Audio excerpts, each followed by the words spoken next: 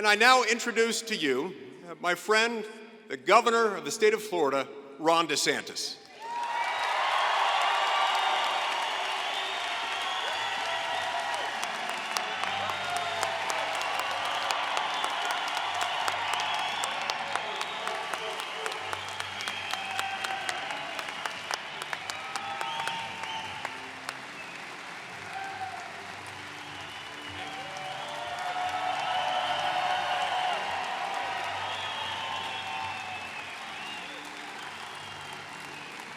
Well, hello, Utah. I bring greetings from the free state of Florida. I want to thank Senator Lee for standing for our Constitution. Sometimes that's a very lonely task when you're in Washington, D.C. nowadays. I also want to thank the Governor Cox, Attorney General Reyes. I think we've got some members of our congressional delegation, the leaders of the state legislature. It was so good to visit with all of you. You know, when Utah was first settled in 1847, the Salt Lake Valley was a cold, barren desert. The settlers were seeking religious liberty. They had a vision, and they went to work. And probably people wouldn't have predicted, but if you fast forward to today, I can say, as an objective observer, by any metric, Utah is one of the best governed, best performing states in these United States.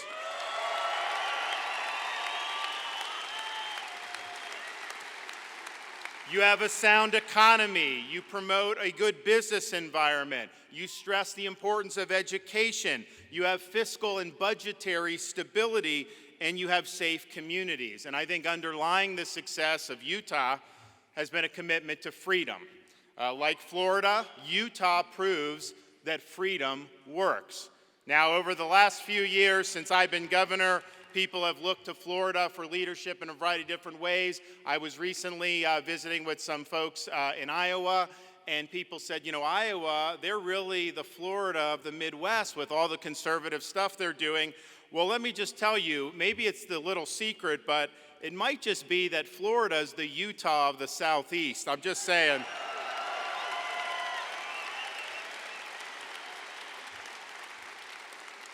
But you should feel fortunate to live here, just as I'm fortunate to live and work in the state of Florida, because throughout our country, we're engaged in a battle to preserve the cause of liberty. Ronald Reagan once said, freedom is one generation away from extinction, that it's not passed along in the bloodstream. It must be cultivated and fought for. And I must say, for most of my life, when I would hear that quote, I thought it was a good quote, but I thought it was a little bit much. I thought it was hyperbole. We are Americans. After all, isn't freedom in our DNA? Isn't this something that just runs as a matter of course? But I think if you've looked what's happened over the last few years, I don't think anybody could have lived through this experience where we saw churches forcibly shuttered in states that allowed liquor stores and strip clubs to operate, where we saw people's freedoms come under attack like never before. Freedom is fragile. Freedom can be squandered. And so we are proud of earning the moniker of the free state of Florida, but this is not something that was preordained. And we came very close to taking a much different path.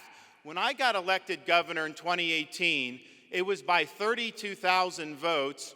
Over 8 million votes had been cast in that election. It was less than 0.5% for a victory margin. And in reality, that was not out of the ordinary for Florida elections. If you look the previous decade in president elections, governor elections, 2010 all the way to 2018, all those races, 1-point margins, one direction or the other. And so I'm coming into a situation where the state is viewed as evenly balanced politically, swing state, and I was told, listen, don't rock the boat. Keep your head down.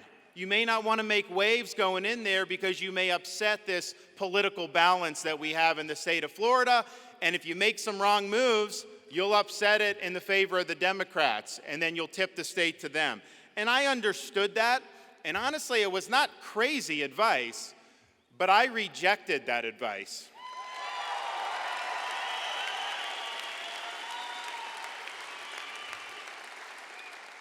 My view was I may have earned half the vote, but that entitled me to wield 100% of the executive power, and I intended to use that authority to advance conservative policies and to help my state.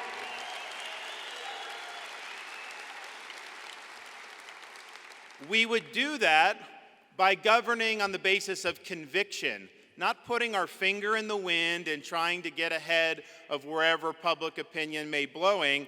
I said going in, and to this day it's true, we have never taken a single poll about any issue about telling me what to do as governor. I don't think you govern by polls.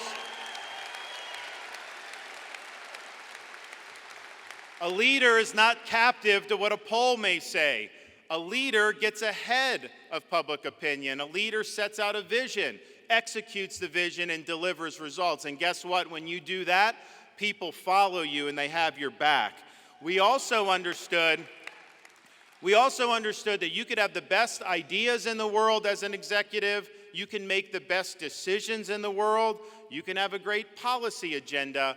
But if you don't have a cadre of people serving in your administration who share that agenda and are going to put the interests of the state and the community ahead of whatever personal agenda or personal interest they're bringing, then none of it's going to amount to very much, because those are the folks that have to carry out the vision. And so we told people, if you're bringing anything else to this job other than what's in the best interests of the people of Florida and to satisfy the promises we made to them, then pack your bags right now. You have no place in this administration. We're not doing drama. We're not doing palace intrigue. We are focused on executing our agenda day after day, week after month, year after year. And guess what? Because we've had that focus on the purpose of being there, we've been able to accomplish more than anybody is able to accomplish in Florida history. Part of the reason we did that is because I said I'm not going to be like some of these Republicans. They get into office and they're like potted plants. They don't do anything. They wait for all this stuff to happen. Some of them don't like making decisions, because as a leader, anytime you make a decision, there's going to be people that like it, and then there's going to be some people that don't. So one way not to alienate anyone is just not to do anything. But that's not leadership. So we said,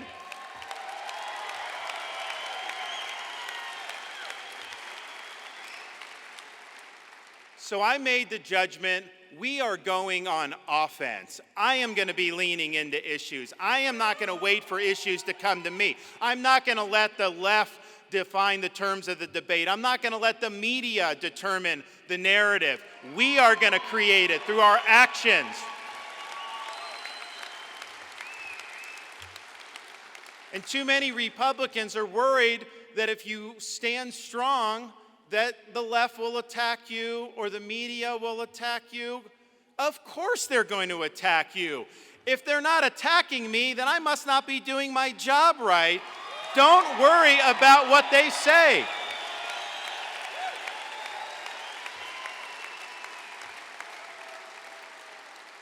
And the final thing I said is, and Mike had mentioned, I served as a U.S. congressman for a short time. I have recovered from that experience, mind you, don't worry.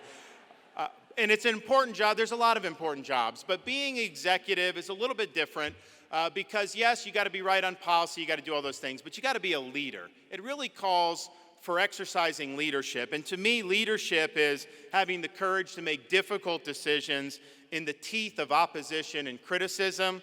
A leader must have the confidence to stand all alone if need be. And so for us, as I got into office, COVID presented that situation for us because we were in a situation, the third largest state in the country, one of the highest percentage of elderly, economy based on tourism, which we needed travel to continue. So this situation was an existential threat to our state. But I made the judgment, leaders take the bull by the horns and make the decisions for themselves. They don't subcontract out their leadership to health bureaucrats like Dr. Fauci.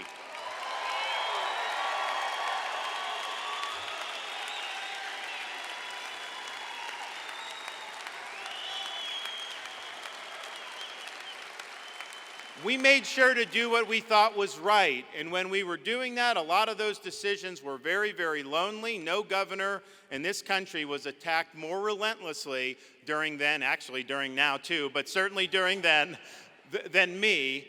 And I'll tell you, I had a lot of my supporters and friends that were saying, man, they are just killing you. I know you think you're doing the right thing, but you need to maybe trim your sails a little bit here because politically you may not be able to recover if they keep filleting you like this. And my view is a leader is going to put the interests of the people he represents above his own political interests. You got to be more concerned with saving the jobs of the people you represent than in protecting your own job. So I was totally willing to let the chips fall where they may, knowing that we did the right thing. And in hindsight, now people look back, and most of the people that opposed what we were doing, to have businesses open, kids in school, the whole 9 yards, they act like they supported what we did all along, but they didn't. But we stood strong, and Florida is better as a result of our leadership during that time. So fast forward 4 years. We came in with 32,000 vote margin. Stand for election in November of 22. We don't win by half a percentage point or 32,000 votes. We win re-election by over 1.5 million votes, the highest percentage of the vote that any Republican has ever achieved in a governor's race in Florida. We were able to do well across the board and across demographics. We won over 60% of the Hispanic vote. We won independent voters by 18 percentage points. We were able to win women voters by 8 percentage points, and we took previously blue urban counties like Miami-Dade and flipped those counties red for the first time in a long time.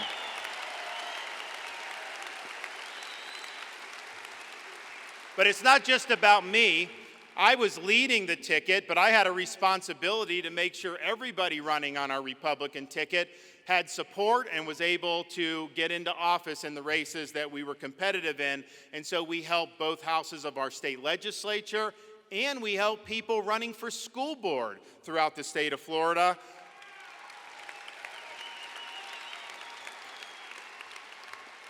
We now have super majorities in the Florida legislature in both houses, and of the 34 school board races we helped, 29 conservative school board members won their race, and they are now serving and making a difference in our schools.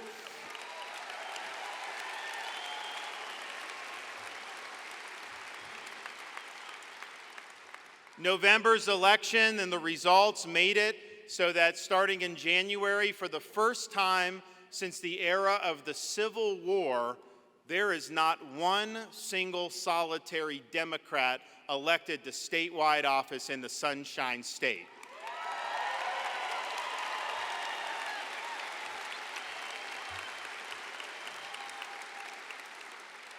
And I can quote an article that was in one of the corporate media outlets titled this, quote, "There's no plan, there's nothing. Florida Democrats in despair about the future." That is what you call Republicans winning when that happens.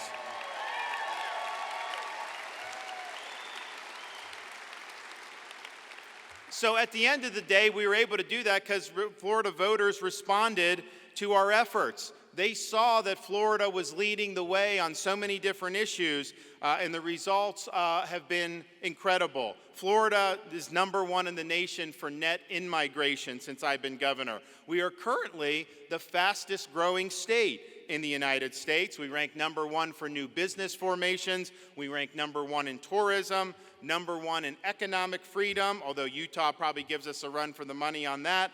#1 in education freedom, #1 in parental involvement in education.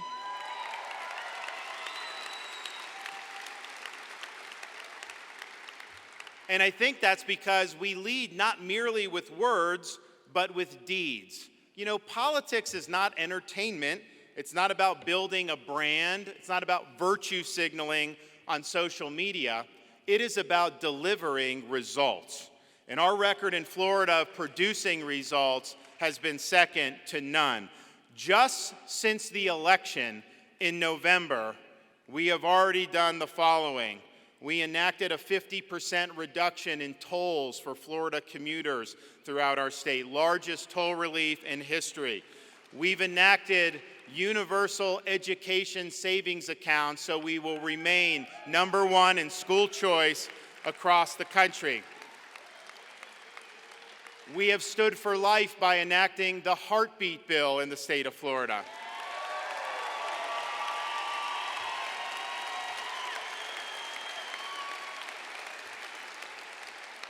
We have stood for the Second Amendment by enacting constitutional carry.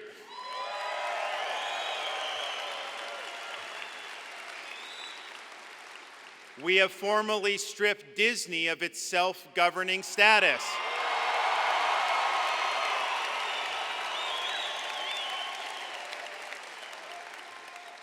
And we fortified our newly instituted statewide Office of Election Crimes and Election Fraud so that we can hold people who violate our election laws accountable for their fraud.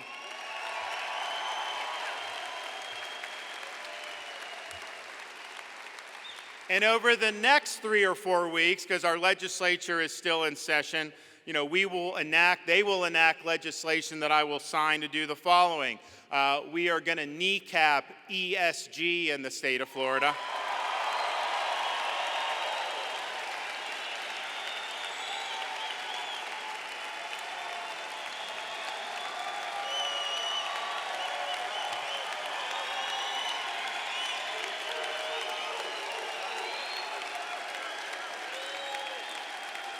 And we're leading a group of 18 states that are pushing back, so we're not the only ones. We are also going to be the first state in the country to eliminate DEI at all our public universities. Gone.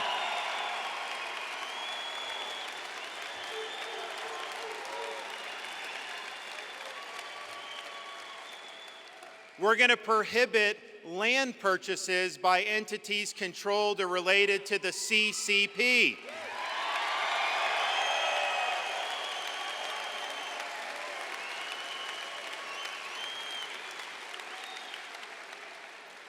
We are going to prohibit the implementation in Florida of any central bank digital currency.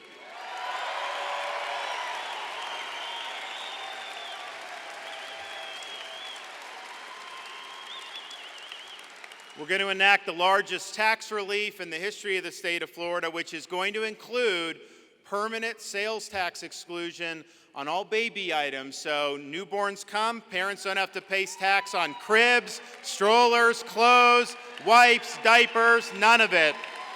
Raise your kids tax-free.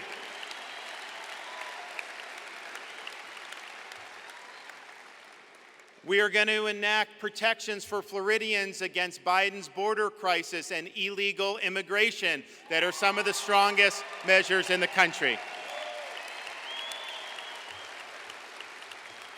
And while we've already done this through our medical board, and it's sad that we have to do this, and I know Utah has had to do, we are going to prohibit for minors gender surgeries and puberty blockers.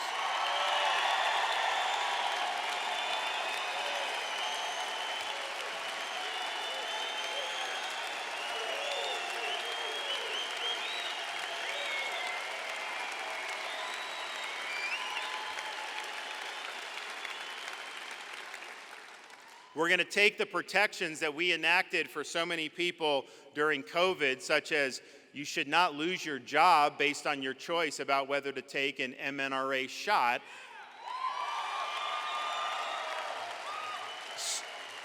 School children cannot be mandated to take the COVID jab. And you should never have these things imposed on you. So we are making all those protections permanent, and we are expanding them, and so we will have the strongest protections for medical freedom anywhere in the country, and we're proud of that.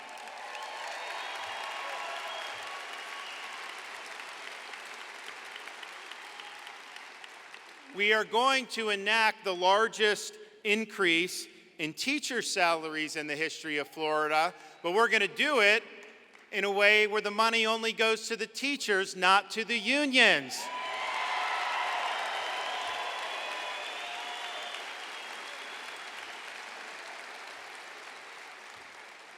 And we're going to make sure Florida remains tough on crime. We are going to take these people who are dealing fentanyl to our youth, and we are going to treat them like the murderers that they are.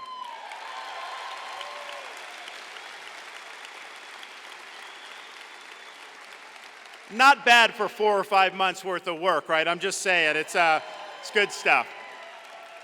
But what I think Florida shows is that leadership matters and that being bold gets rewarded. When it comes to vision, when it comes to principles, when it comes to policies, the people of Utah, of Florida, and I believe of the United States, they side with us against the radical left. I mean, think about how Utah governs itself. Think about how Florida governs itself in terms of fiscal and economic policy. Now, Florida, we have no state income tax. You guys should try that sometime. I'm just saying, it's not bad.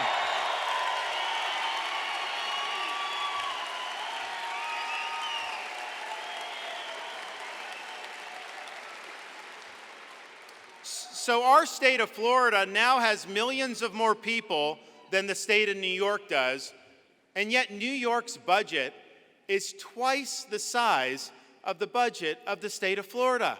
But yet Florida has better roads, better services, higher performing K through 12 schools. Where is all that money going that they're taxing people so much in New York? Of course people are going to leave when they do that. We also in Florida have the second lowest debt per capita in the country. Our debt, with an economy of over $1 trillion in Florida, is $20 billion. Compare that to the federal government. The federal debt is bigger than the entire American economy, and it's getting bigger every day. We have exercised our line item veto to make sure people aren't wasting our taxpayers' dollars. Last year, I vetoed $3.3 billion out of the state budget. That's 3% of the budget. Can you imagine if they did that in Washington, D.C. and started trimming the bloat?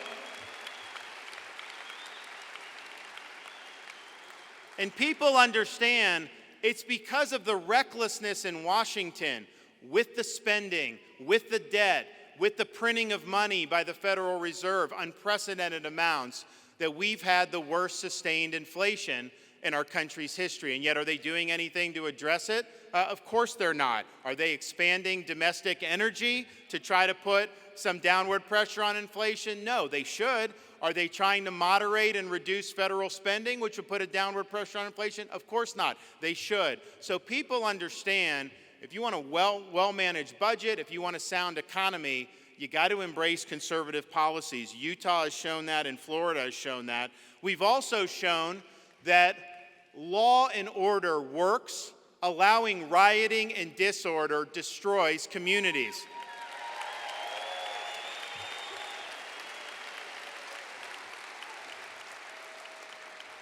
You see all these cities spiraling out of control over the last few years, and yet you look at Florida, our crime rate is at a 50-year low. We reject the idea of defunding law enforcement. In fact,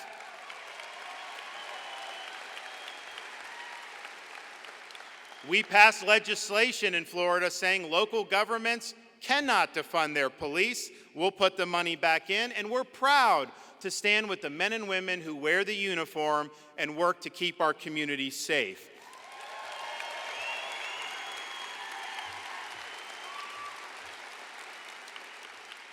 When the BLM riots broke out in 2020 in other cities across the country, I immediately mobilized the National Guard in Florida. We dispatched state law enforcement agencies, and we made it very clear, you're not burning down cities in the state of Florida, and it didn't happen. We've even done legislation to ensure that if someone does riot, if they do loot, if they do engage in mob violence, it's not going to be like they do in Portland where they take their mugshot and just slap them on the wrist. No, in Florida, you're not getting a slap on the wrist, you're getting the inside of a jail cell because we're holding you accountable.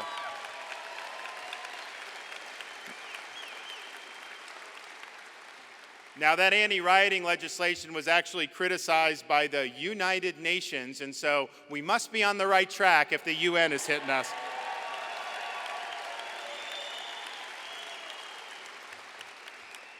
We also reject the emergence of progressive prosecutors, usually funded by people like George Soros, who get into office and they manipulate the law to pursue ideology. They refuse to enforce laws they don't like, and they weaponize their office to advance a partisan political agenda.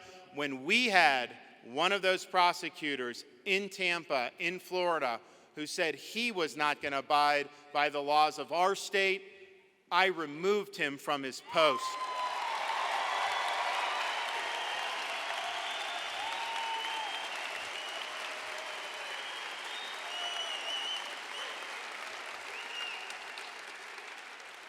One of the reasons we did so well in Florida is because people, particularly parents of all political stripes, they want to see the school system be used to educate kids, not to indoctrinate kids.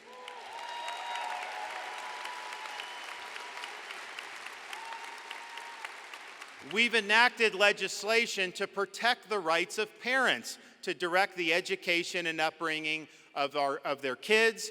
Parents need to have a role in the schools. They need to have access to the curriculum that's being used in the schools.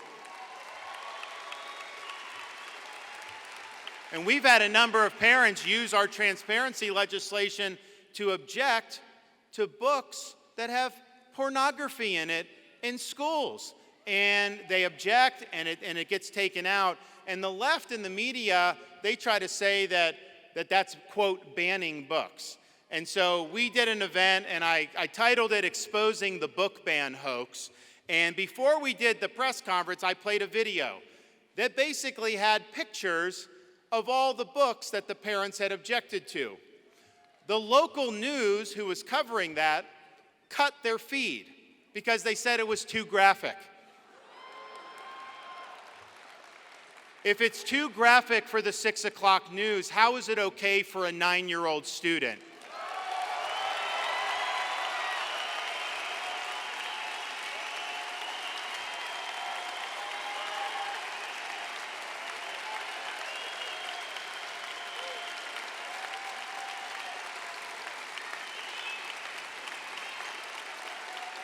These kids deserve a sound education, and we in Florida fight anybody who's seeking to rob them of their innocence. We have also led the way by eliminating critical race theory in our K-12 schools. We're not teaching kids to hate our country or to hate each other with our tax dollars. No, we're going to teach kids about American civics, about our Constitution. We're going to teach them about what it means to be an American. And we are the only state in the country that has set aside one day every year for students to learn about the victims of communist regimes throughout history. We're telling the truth about Marxism and Leninism.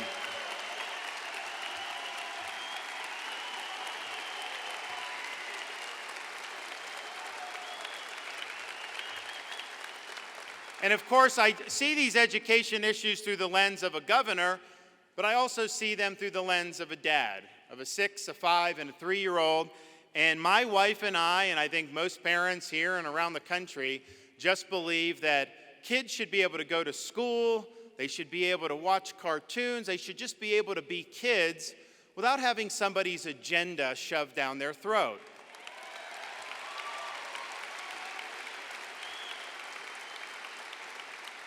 It is wrong for a teacher to tell a young student that they were born in the wrong body or that their gender is a choice.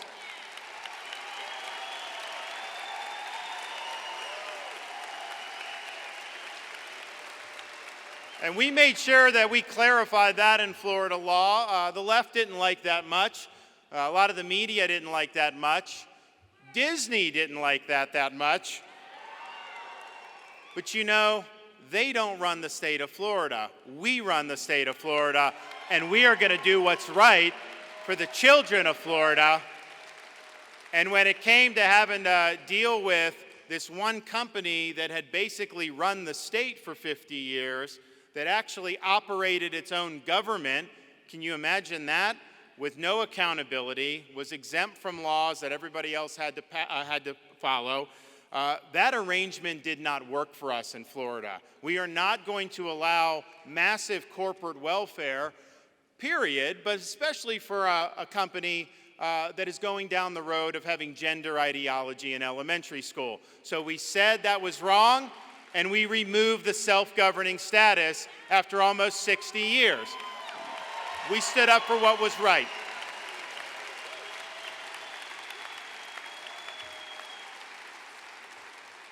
And I mentioned we have the bill coming down the pike for higher education. This idea of DEI, they say it's diversity, equity, and inclusion. In reality, it's a Trojan horse to try to impose a left-wing ideological agenda on our universities and on the students. How it's really practiced, DEI, it's really discrimination, exclusion, and indoctrination, and that has no part in our public system.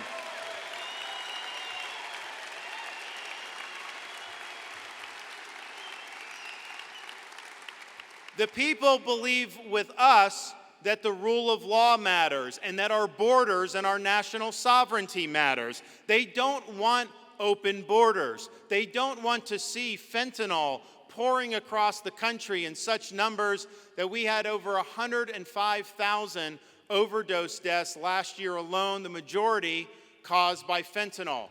They don't want criminal aliens coming across the border, and they certainly don't want people, as has happened, coming across the border who are on our own government's terrorist watch list.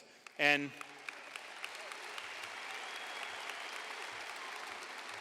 in Florida, we have sent people to help Texas, to help fortify the border. We have banned sanctuary cities in the state of Florida. And if you go down there, you realize, because we've got a lot of good people working there, there's never going to be enough manpower alone. You need to construct a wall along the southern border. It needs to get done. And here's what I can tell you. We had a hurricane come through Florida, very powerful, almost Category 5 in September, Hurricane Ian, and it really battered southwest Florida, including taking out a bridge from the mainland to Pine Island, and then severing the causeway from the mainland to Sanibel Island in 3 different places. Now, those were not state bridges. There's not things we controlled. The local community was being told it's going to take 6 months to be able to restore connectivity to the islands, and that would have caused the islands to die. So they came to me and they said, "Governor, can you help?" I'm like, "I'll help." I'm like, all right. So I got my guys together. I said, listen, no red tape, no bureaucracy, no excuses. Just get it done. And so Pine Island, they didn't have to wait 6 months. We took the job over, reopened the bridge in 3 days. And we did Sanibel 2 weeks later. And I raise that just because I am willing to send my Florida guys to the southern border to build the wall. So Joe, send us in, put us in, we'll get it done.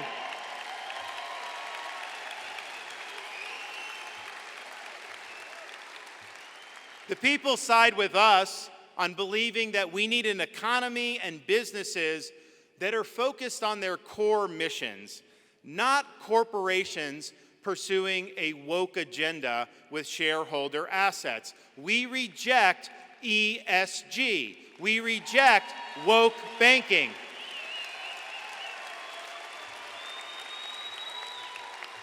We're not going to let these massive companies do an end run around our constitutional system by trying to do through the business sphere what they could never get through the medium of elections. People will not vote for you if you're attacking domestic energy. They will not vote for you if you're attacking Second Amendment rights or religious freedom. So don't let them go around the constitutional system. Don't let them change our culture or change our policies through the whims of people who may be very wealthy but have never been elected to anything. And so we believe that ESG and the like is fundamentally wrong, and we need to stop the woke from taking over our economy.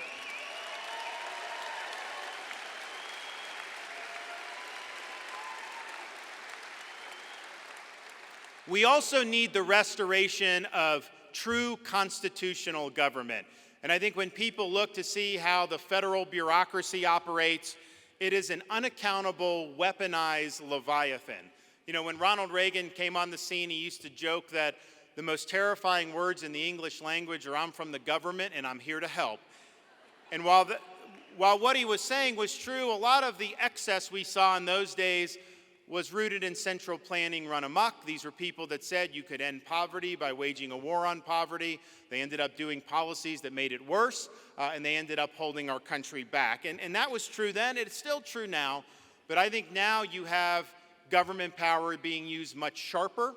I think it's weaponized, and it tends to be mobilized and weaponized against people that the ruling class doesn't like. So, for example, 10 years ago, 11 years ago, the IRS mobilized its power to target conservative nonprofit groups across the country.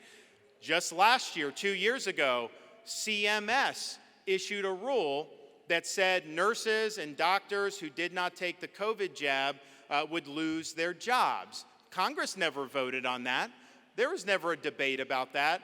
They were unilaterally making a decision as an unaccountable bureaucracy that you should not be able to put food on your table if you don't bend the knee and do what they told you. And of course, we've seen the FBI send people to surveil school board meetings in Northern Virginia. So this government is unaccountable to you. It's unaccountable to people throughout our country, and it needs to be put in its proper place.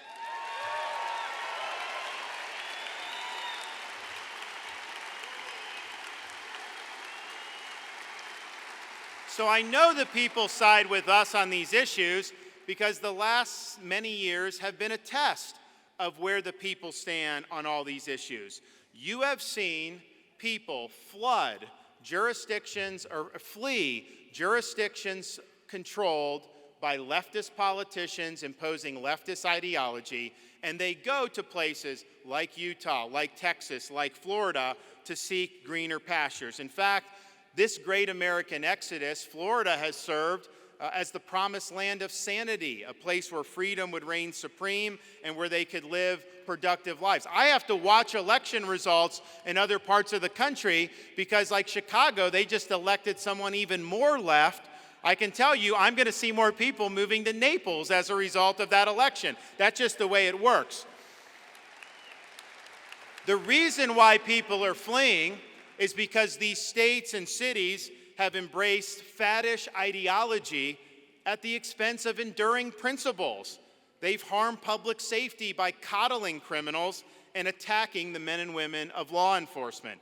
They've imposed unreasonable burdens on taxpayers, all to finance unfathomable levels of public spending. They have harmed education by locking kids out of school and by subordinating the interests of students and parents to partisan interest groups and to ideological indoctrination. And of course, especially during COVID, they imposed medical authoritarianism, restrictions and mandates that were not about your health. It was about their ability to control your behavior, and it was wrong.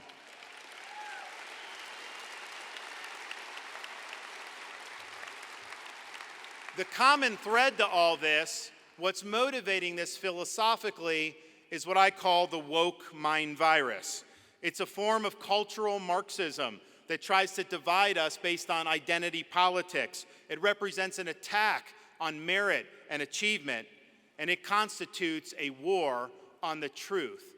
Don't tell me that babies are born racist. Don't tell me that men can get pregnant. That is not true, and I will not accept that as being true.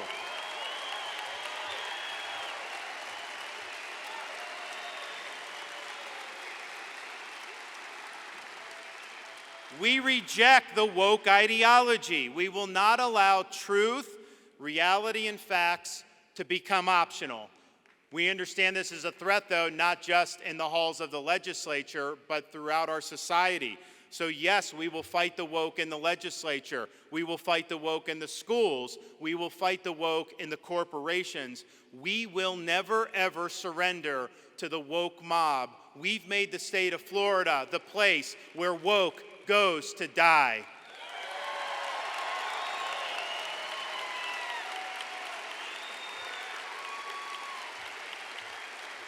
And we have no choice, because the left in this country is playing for keeps. And as I look ahead to 2024, I believe the Democrats are able to sweep the offices again, win the presidency in both houses of Congress. They will seek to pack the U.S. Supreme Court, abolish the Electoral College, make Washington, D.C. a state, and eliminate voter ID in every jurisdiction in this country. Now, say what you want about that agenda. I think we all think that's a bad agenda. But objectively, that is not an agenda that American families are sitting around their dinner table talking about. Oh, if we can just ban voter ID, we'd be so much better off as a family. No, they're talking about schools. They're talking about crime. They're talking about the economy, inflation, groceries. That's what they're concerned about. No, that's an agenda where the left is trying to make the conservative part of the country second-class citizens. They don't want us to have an adequate voice in the affairs of our country. So in times like these, there is no substitute for victory. Republicans need to shake the culture of losing that has developed in recent years. The time for excuses is over. We must get it done.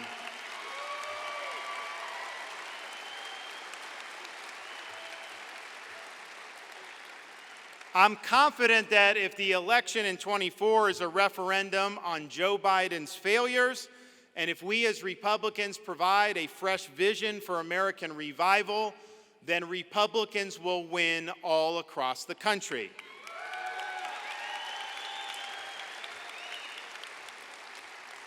But we can't get distracted and we can't afford to lose, because freedom is on the ballot, and nobody appreciated the fragility of freedom more than our nation's founding fathers. When they went to Philadelphia in 1787 to craft the Constitution, they did so after having studied the history of every republic and the history of mankind, because they wanted to draw lessons about what had been done and see if they could take from those lessons things that would be applicable to the American experiment.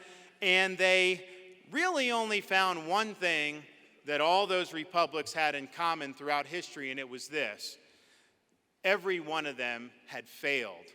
And so they understood it fell to the United States of America to determine, could people really govern themselves?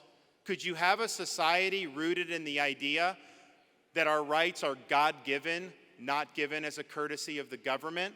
That the government should operate on the basis of the rule of law, not the rule of individual men? Or was mankind forever destined to live under various forms of despotism? And they fully expected the United States would answer that question, but they also knew that it wouldn't be something that would be as simple as just doing the Constitution. They knew that every generation would have to fight for it. When Benjamin Franklin walked out of that convention, he was stopped on the street and asked, "Dr. Franklin, what have you given us, a republic or a monarchy?"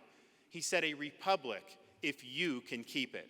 You can have the best Declaration of Independence in the world, you can have the best Constitution in the world, but ultimately this requires us to stand up as free people and defend our liberties. Now, Florida is proof positive that we, the people, are not destined for failure.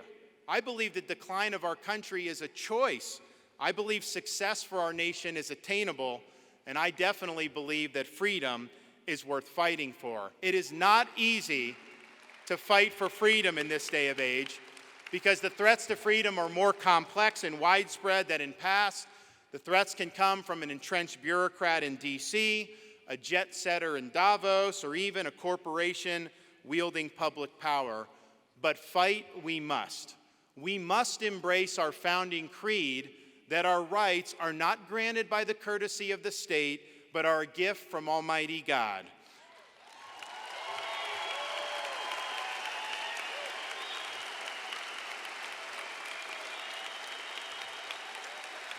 We must reject the idea that self-government can be subcontracted out to technocratic elites and bureaucrats who reduce human beings to mere data points. We must insist on the restoration of time-tested constitutional principles so that government of, by, and for the people shall not perish from this earth. Florida has led, Utah has led in preserving what the founder of our country called the sacred fire of liberty. This is a fire that burned in Independence Hall in 1776 when 56 men pledged their lives, their fortunes, and their sacred honor to establish a nation conceived in liberty. It's a fire that burned at a cemetery in Gettysburg when our nation's first Republican president pledged this nation to a new birth of freedom. It's a fire that burned among the boys who stormed the beaches of Normandy to liberate a continent and to free the world. It's a fire that infused a young preacher's dream, relayed at the steps of the Lincoln Memorial that the Declaration of Independence says what it meant and meant what it said, that all men are created equal.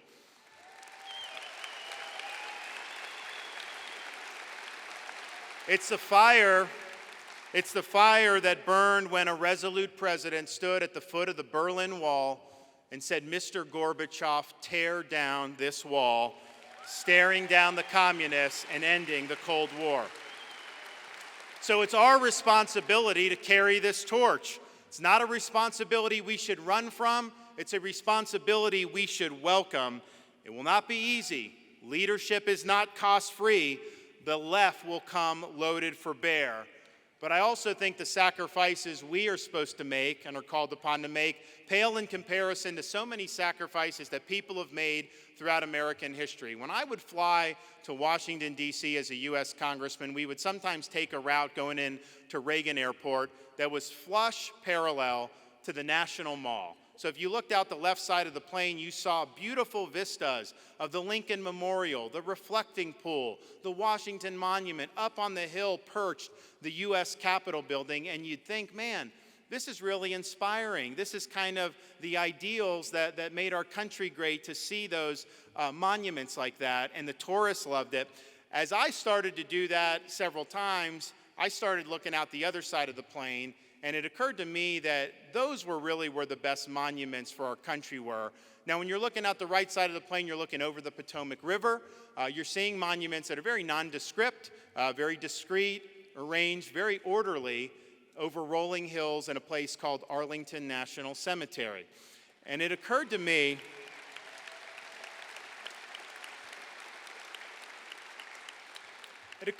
that those are the most important monuments, because it doesn't matter what the ideals of a Lincoln or a Jefferson or a Washington were. It doesn't matter how great of a leaders they were. None of that stuff ultimately can stand the test of time unless you have people that are willing, when called, to put on that uniform, stand on that wall, risk their lives, and indeed, in many cases, give that last full measure of devotion.